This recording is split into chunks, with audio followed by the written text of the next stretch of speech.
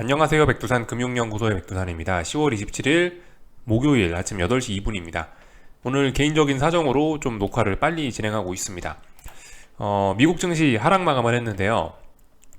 일단은 IT 빅테크 기업들의 실적이 나오고 있는데 그 실적이 부진했던 것이 일단 주요 하락의 원인이라고 보시면 될 것 같습니다.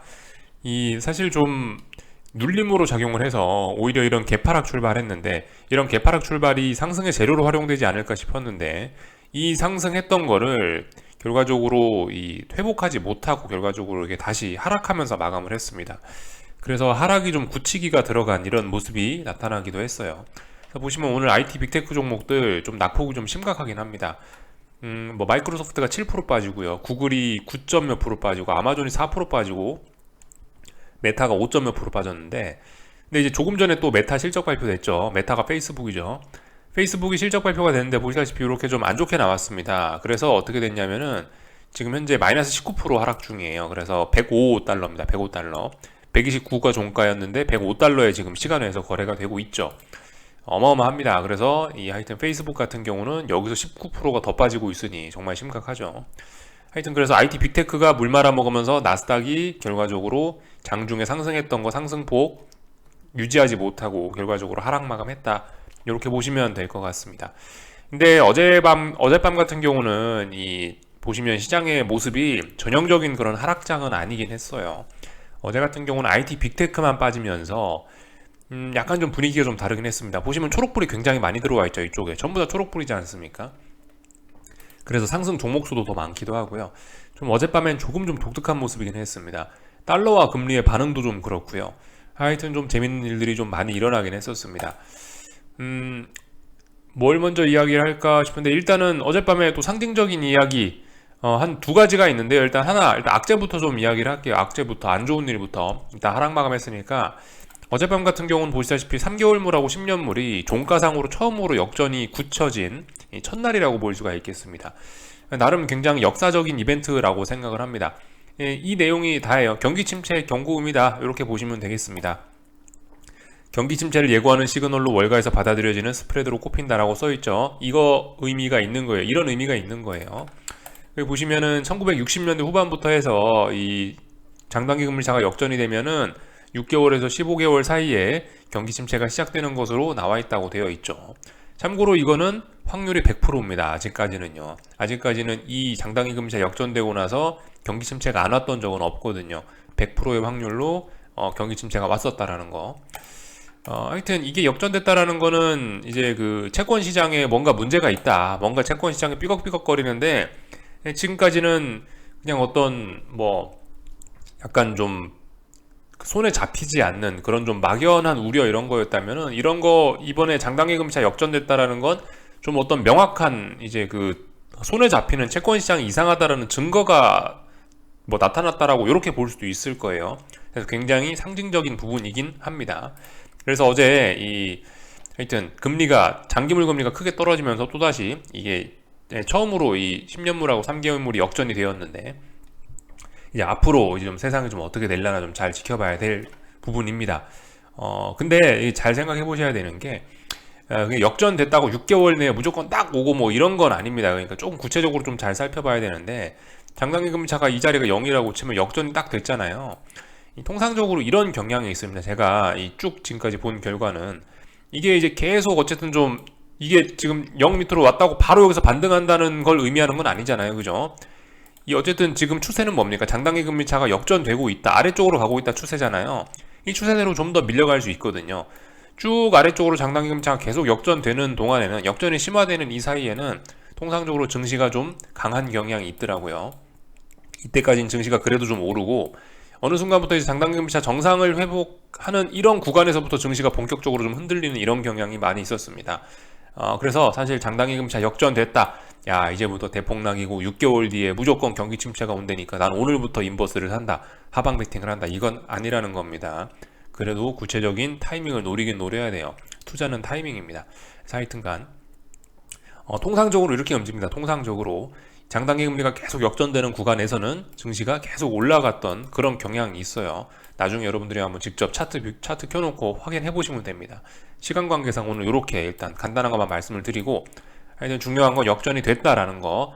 이거는 뭐 명백한 악재죠. 채권 시장이 문제가 있구나라는 걸 보여주는 명확한 신호가 생긴 거니까 이건 일단 악재라고 보실 수 있겠습니다. 근데 뭐 이것 때문에 주식시장이 하락했다라고 보기는 좀 뭐할 것 같고요. 하여튼 뭐 하여튼 이런 일이 있었다 정도 알아놓으시면 되겠습니다. 이벤트 두 개 있다고 말씀드렸죠. 하나는 요거고요. 또 하나는 그래도 좋은 것도 있긴 있었습니다. 물론 이것 또한 좋은 건지 안 좋은 건지는 솔직히 좀 그래요. 이게 단기적으로 좋은 거지 장기적으로는 안 좋은 걸 수 있거든요. 일단 단기적으로 요즘 시장이 반등하고 있는 재료가 뭐죠? 긴축 속도 조절론이죠. 긴축 속도 조절론이 실제로 좀 나타난 게 이제 어젯밤 일이란 말입니다. 캐나다가 50bp만 인상을 했거든요. 원래는 보시면은 캐나다가 어젯밤에 이 75bp만 올리려고 그랬어요. 잠깐만요. 아, 여기 있구나. 캐나다가 어젯밤에 원래 75bp를 올리려고 그랬어요. 근데 보시면 50bp만 올려서 기준금리가 3.75가 됐습니다. 50bp만 올렸다는 거죠. 지금까지 이 긴축 속도 조절론 이러면서 막연히 그렇게 떠돌던 것들이 어젯밤에 이제 캐나다가 저렇게 금리를 50bp만 실제로 올리면서 좀 구체화되긴 된 거죠. 참고로 뭐 캐나다가 50bp만 올렸다고 미국도 50bp만 올리냐 뭐 그렇게 뭐 이야기할 수는 없는 건데, 근데 이 각국 중앙은행 사람들이 전부 다 서로 이렇게 아는 사람들이고 서로 연락을 자주 주고받고 서로 이렇게 친한 사람들로 알고 있습니다. 서로 같은 학교도 나오고요. 연락도 자주 하고. 그러니까 서로 이게 정책이 아무래도 좀 서구권은 비슷하게 갈 수 있거든요. 캐나다가 일단 첫 그 시작을 끊었다는 게 제 생각엔 좀 뭔가 의미가 있긴 있을 것 같아요.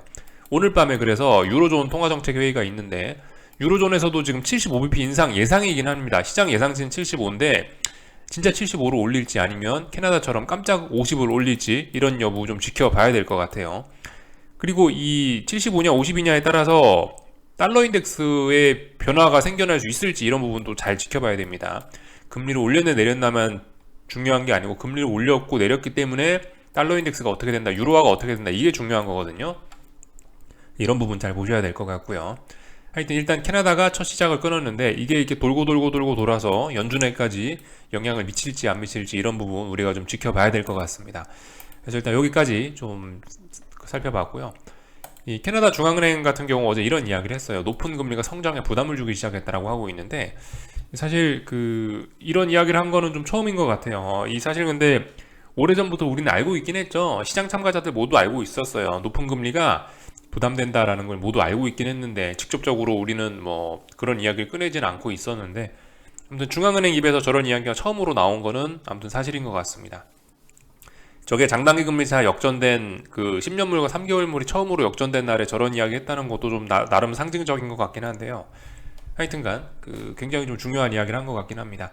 그래서 이거를 지금 50bp 올리긴 했는데, 그래서 지금 이거를 이 단기적인 호재다라고 이렇게 좀 제가 좀 제한적으로 좀 이야기를 드리고 있는 거긴 합니다.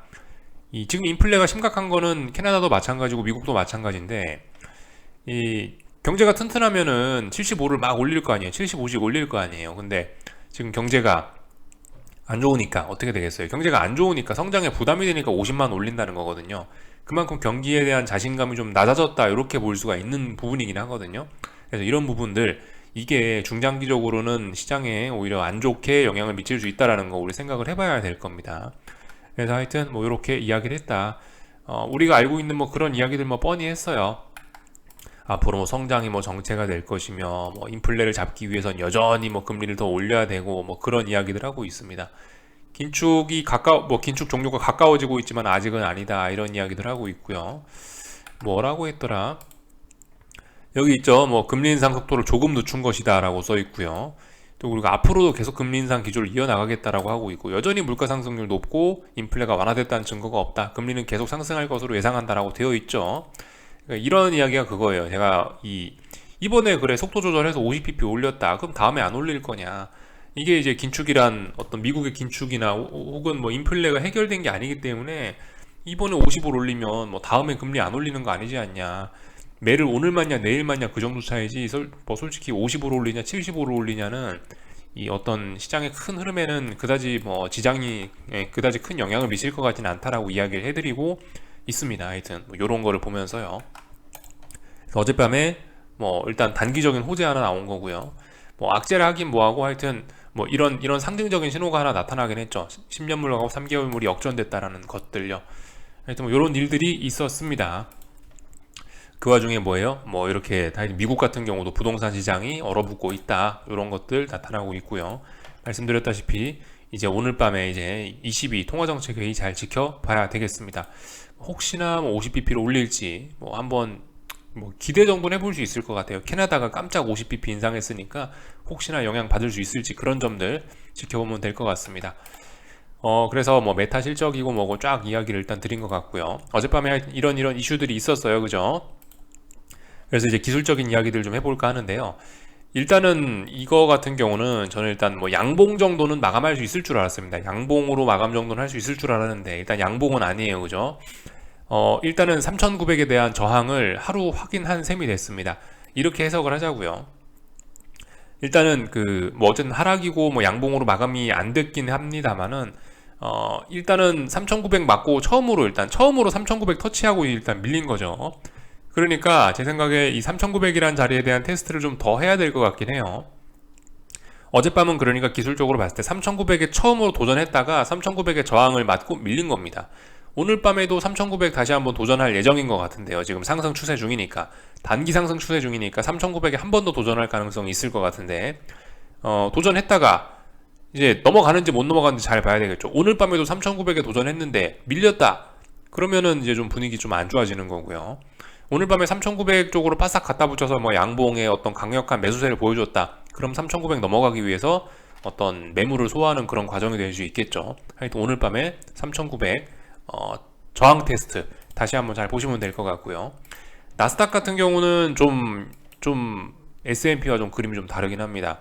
좀 명확하게 좀 약한 모습이긴 한데요. 솔직히 이렇게 되면은 지난 2거래일 동안 어디를 못 넘은 꼴이 되거든요. 결과적으로 지난 2거래일 동안 11,650이란 직전 고점 자리 돌파한 착 시도를 했는데 돌파한 착 시도에 실패한 거긴 한 거죠. 네. 돌파한 착에 이건 분명히 실패한 거죠. 지난 2거래일 동안요. 저항이 누적됐다라고 볼 수가 있긴 있겠는데 네, 일단 전반적으로 지금 뭐 달러도 약하고 금리도 떨어지고 있고 단기적으로 조정 중이니까 그래서 제 생각에는 일단 그래도 좀 상승세는 좀 더 이어지는 걸로 보는 게 맞긴 맞을 것 같다는 생각입니다. 또 그리고 뭐 중요한 이벤트들 확인할 것도 있고요. 뭐 그러니까 조금 더 일단 조금 더 좀 상승세가 좀 이어질 것 같긴 하다. 다만 이제 이 상승세가 이어지는 과정에 오늘 밤 뭐 해야 되겠어요? 11,650이라는 자리 분명히 다시 테스트 할 겁니다. 그죠? 11,650이라는 자리 다시 테스트를 하는데 오늘도 만약에 이제 이 자리에서 부진한 모습을 보인다면 3거래일간 어딜 넘지 못하는 그런 모습이 나타나는 거기 때문에 굉장히 좀 위험해질 수 있겠죠. 그런 부분들 위주로 보시면 되겠습니다.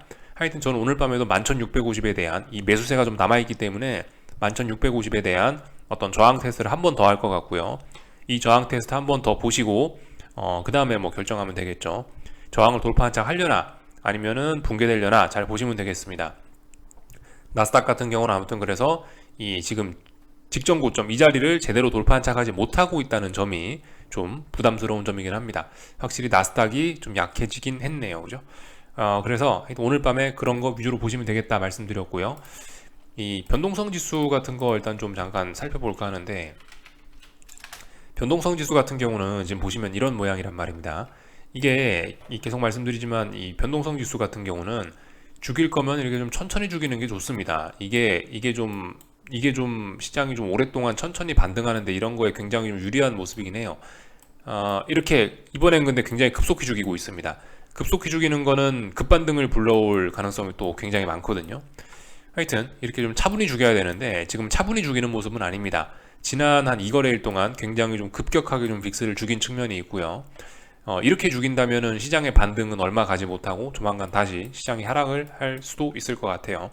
이 빅스를 죽이는 모습들이 좀 그렇습니다. 좀 불안합니다. 단기적으로 너무 급락시키고 있다. 다시 급반등 가능성도 좀 있을 것 같다. 이런 부분 이거 잘 소화해야 되는데 라는 이야기를 드리면서 다만 이제 그렇다고 여기 급반등한다고 여기서 지금 당장 매수하면 돼요. 이거 안 되죠. 당장 빅스가 올라간다에다 베팅하면 안 된다고요. 매수세 아직 안 보이죠. 매수세 보이고 나서 베팅을 해야 되겠죠. 하여튼 뭐 지금 있는 이런 모습들 쭉 좀 살펴봤습니다. 하여튼간 그리고 그 어젯밤에 그 다른 것들 좀 살펴봐야겠죠. 달러라든가 이런 것들. 하여튼 떨어졌어요. 그죠? 뭐 긴축 속도 조절론 이런 것들이 좀 강하게 부각이 됐던 것 같습니다. 제 생각엔요. 미국의 긴축 속도가 느려진다. 이러면서 이제 그러면 달러가 좀 약세가 될 수 있겠네. 어젯밤 캐나다의 금리 인상이 좀 영향을 미쳤던 것 같다라는 생각이 들어요. 그래서 이렇게 보시면 계속 달러가 내려오고 있다. 하여튼 뭐 아직까지는 조정으로 보겠습니다. 말씀드렸다시피 뭐 추세 전환 이런 이야기 하려면은 108점 몇 가지는 가져야 된다. 이 자리는 붕괴시켜 줘야 된다라는 이야기를 드렸습니다. 그리고 금리 같은 경우는 어젯밤에 그죠? 10년물 국채 금리가 4%를 다시 터치하면서 장단기 금리 차가 역전이 되어버렸죠. 한번 그 모습만 좀 살펴볼게요.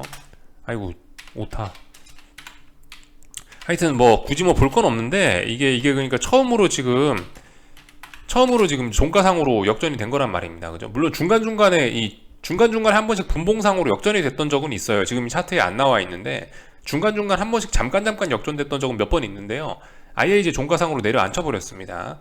그래서 지금 증시가 이제 오르면 오를수록 금리가 아마 더 떨어질 수도 있는데 금리가 더 떨어질수록 이제 계속해서 이제 역전 폭은 심화가 되겠죠. 채권 시장에 문제가 생겼다. 그래서 지금 증시가 오르고 있는 거를 안 좋게 보는 게 파워르장뿐만 안 좋게 보는 게 아니고 이 금리 채권 시장 쪽도 지금 증시가 오르는 거를 별로 좋게 보지는 않는 상황일 겁니다. 하여튼 역사적인 이런 모습이 나타난 거예요.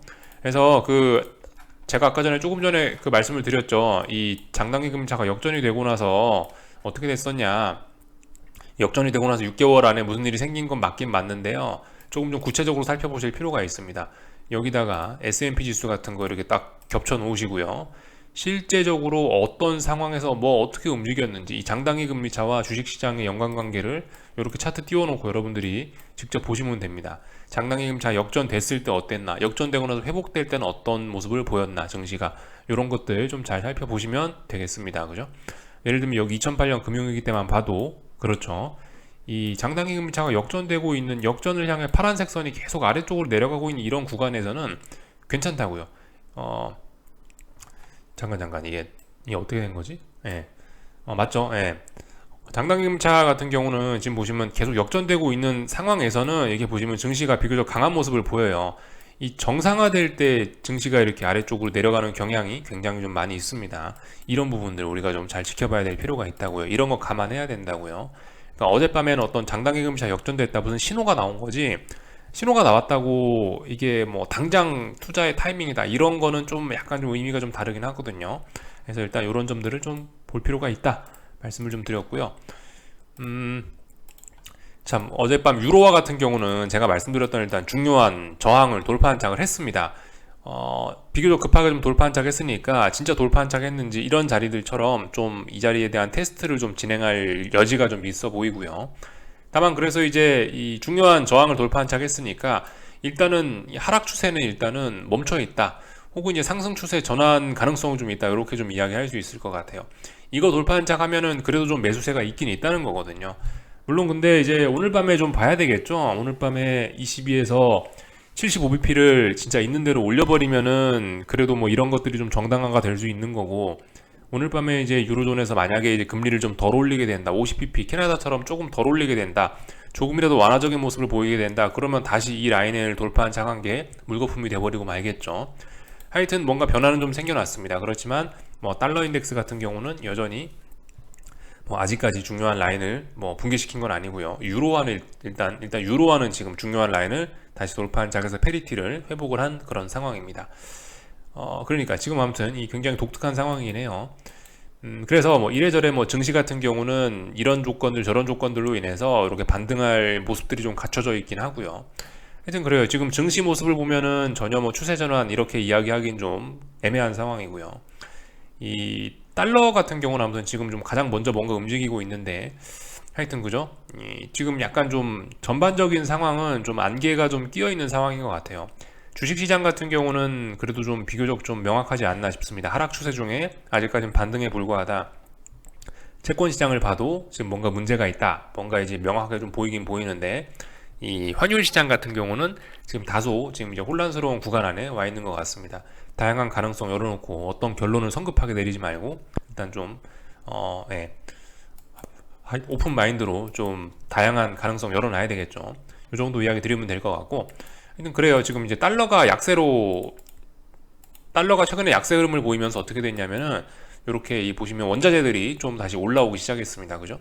달러가 약세가 보이면 어떻게 되겠어요? 예, 보시다시피 원자재들이 이렇게 올라오는 게 자연스러운 현상인데 또다시 인플레 우려 이런 걸 자극시킬 수 있겠습니다. 굴이 오르고요. 또 그리고 국제유가 같은 것도 좀 많이 오르고 이런 모습들 보이고 있죠. 이런 것들 다시 인플레에 부담될 거라고요. 그죠? 이런 점들이 있습니다. 달러가 계속 강해야 될 만한 그런 명분은 있긴 있는데 하여튼 FOMC 회의하고 뭐 이런저런 일들이 얼마 안 남았으니까 하여튼 일단 뭐 지켜보자고요. 전 하여튼 증시는 단기적으로 뭐 그럼에도 불구하고 일단 뭐 오늘 밤 뭐 내일 하여튼 이번 주까지는 전반적으로 좀 우상향으로 일단 보고 있습니다. 계속 오르려고 시도하겠지라고 좀 보고 있는 그런 상황이고요. 그죠? 이제 오늘 이제 페이스북 실적 나왔으니까 이제 내일은 뭡니까? 내일 이제 또 중요한 것도 많이 있죠. 오늘 밤에 일단 20일 통화정책 회의부터 해서 애플, 아마존 실적 발표들도 내일 있으니까 이제 그런 것들 잘 보셔야 되겠죠. 그런 것들이 시장에 영향을 미칠 거고. 하여튼 한국 증시 코스피 같은 경우는 강합니다. 뭐 어젯밤에 미국이 하락 마감했으니까 뭐 오늘 한국 증시 하락 마감한다. 그거는 아닌 것 같고요. 그 이제 길고 짧은 건 대봐야 되는 거고. 일단 오늘 보시다시피 일단 그 개파락 출발 정도는 할 수 있을 것 같아요. 그죠? 개파락 출발 정도는 하는데 지금 보시다시피 이렇게 좀 개파락 출발해봐야 뭐예요? 어제 삼성전자하고 LG에너지솔루션 많이 올랐단 말이에요. 그래서 좀 상승 급등에 대한 피로감이 있는데 오늘 개파락 출발하면 어떻게 되겠어요? 이거 눌림시 매수로 접근할 수 있는 그런 관점이 나올 수 있습니다. 그래서 하여튼 뭐 일단 아직까지는 한국 증시도 더 오를 수 있다. 조금 더 상승 시도할 수 있다. 이렇게 일단 보도록 하겠습니다. 57,000원 돌파 한착 됐으니까 이건 명백히 레벨업 된 거고요.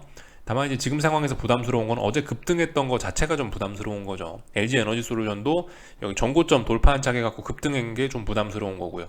단기적으로 오버슈팅 이런 이야기 할 수 있는 자리에서 오늘 개파락 출발한다면은 어떤 훌륭한 뭐 조정의 계기가 될 수 있겠죠. 눌림시 매수의 관점 적용할 수 있긴 하겠죠.